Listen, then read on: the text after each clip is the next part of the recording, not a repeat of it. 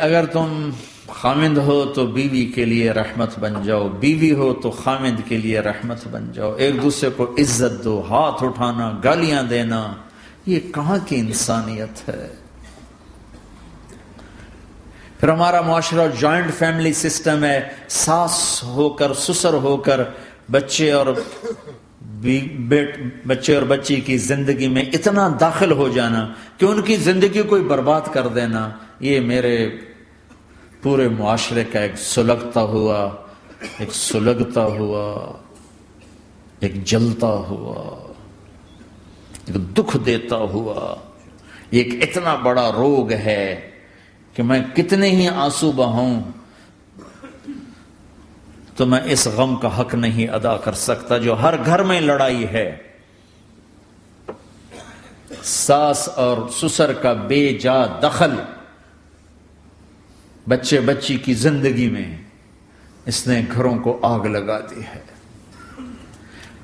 ہمارے پڑوسی ذمہ دار ہیں، ان پڑھ ہیں بڑے ذمہ دار، تعلیم اتنی نہیں ہے، تو ان کے ایک بچے کا میں نکاح پڑھانے گیا تو ان کے والد بیٹھے تھے نکاح سے پہلے، ایسے ہی تو مجھ سے کہنے لگے مولانا صاحب میری بیوی نے مجھ سے کہا کہ دیکھو ہم دونوں عمر گزار چکے ہیں، تو ایسا کرو اپنے بیٹے کا گھر الگ بناؤ اور اس کی بیگم کو وہاں لے کر آؤ، اگر یہاں لے کر آؤ گے تو ہم دونوں کہیں ان کی زندگی خراب نہ کر بیٹھیں اور ان کی زندگی میں دخل دے دے کر کہیں ان کی زندگی کو تنگ نہ کر دیں، میرے بیٹے کا الگ گھر بنا، وہاں اس کی بیگم لوگ کے لیے لے کر آ تاکہ ہم ان کی زندگی میں داخل نہ ہو سکے۔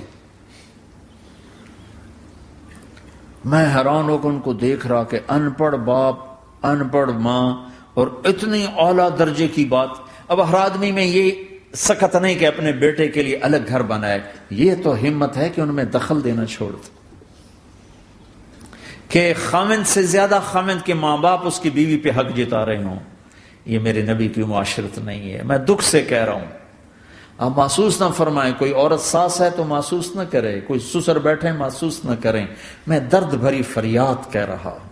یہ میرے معاشرے کا سلگتا ہوا ایک مسئلہ ہے، ایک گہرا داغ ہے جس نے زندگیوں کو تباہ و برباد کر کے رکھ دیا ہے۔ کہیں اس کا الٹ بھی ہوتا ہے کہ آنے والی لڑکی ایسی بدتمیزی کرتی ہے کہ اس کے خامند کے ماں باپ کو بے عزت کر کے رکھ دیتی، رشتہ داروں سے توڑ کے رکھ دیتی ہے۔ یہ کیسز بھی ہیں لیکن یہ تھوڑے ہیں، یہ دوسرے والے زیادہ ہیں۔ میں اپنے نبی کی معاشرت بتانا چاہتا ہوں کہ میرے نبی کی زندگی میں محبت کے سوا کچھ نہ تھا، کل کائنات کے نبی ہیں۔ اور حضرت عائشہ سے کہہ رہے عائشہ دوڑ لگا، عائشہ دوڑ لگا۔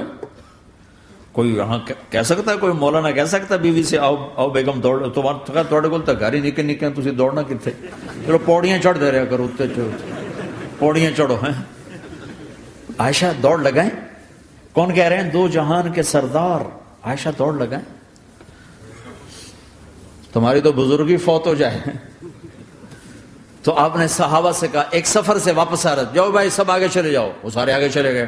جب وہ نظروں سے غائب ہو گئے، عائشہ آؤ دوڑ لگائیں، دونوں نے دوڑ لگائی۔ حضرت عائشہ فرماتی میں آگے نکل گئی، کچھ سال گزر گئے تو میں ذرا موٹی ہو گئی، تو ایک سفر سے واپس آ رہے تھے، آپ نے کہا صحابہ سے چلو بھائی آگے، سارے صحابہ آگے چل کے غائب ہو گئے، کوئی نظر نہیں آ رہا، تو پھر آپ نے کہا عائشہ دوڑ لگائیں۔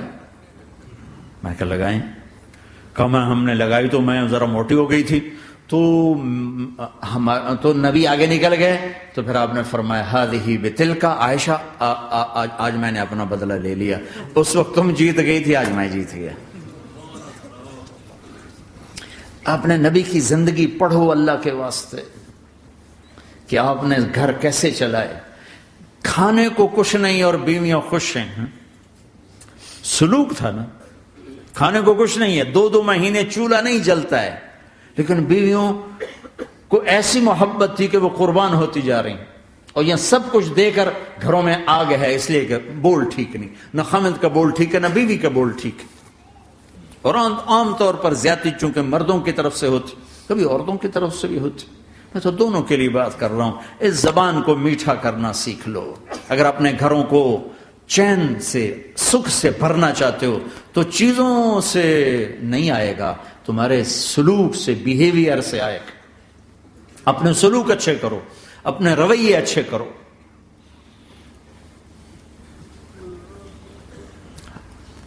مسجد نبوی میں حبشہ کے لوگ، ایتھوپیا، وہ کر رہے تھے چھوٹے چھوٹے خنجر، اس کے ساتھ نا وہ رقص کر رہے تھے. تو حضرت عائشہ کے کان میں آواز پڑے کہ یا رسول اللہ میں نے دیکھنا ہے. تو کوئی ہمارے ایسا ہوتا کہتا تو لایا نہیں کرتی، فضول کام دیکھتی. تو نبی کی بیوی کو چل بیٹھ قرآن پڑھ، چل مصلی پہ بیٹھ جا،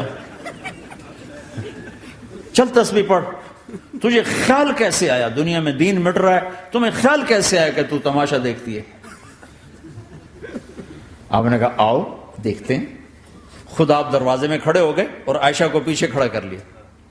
عائشہ رضی اللہ فرماتی میں آپ کے پردے میں کھڑی ہو کر میں دیکھتی رہی یہاں تک کہ آپ تھک گئے. ہمارے نبی تھک گئے، اور تھک کے نا کبھی یوں ہو جاتے،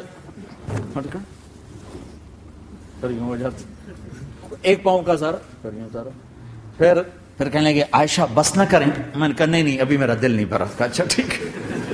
پھر کبھی یوں ہو رہے ہیں، کبھی یوں ہو رہے ہیں، کبھی یوں ہو رہے ہیں، کبھی یوں ہو رہے ہیں. حضرت عائشہ کہتے ہیں جب میں نے کہا بس، پھر آپ واپس آ. یہ میرے نبی کی زندگی ہے. تم لان تان سے زندگی بنانا چاہتے، ساس سسر بہو پر بیٹے سے بھی زیادہ حق جتانا چاہتے.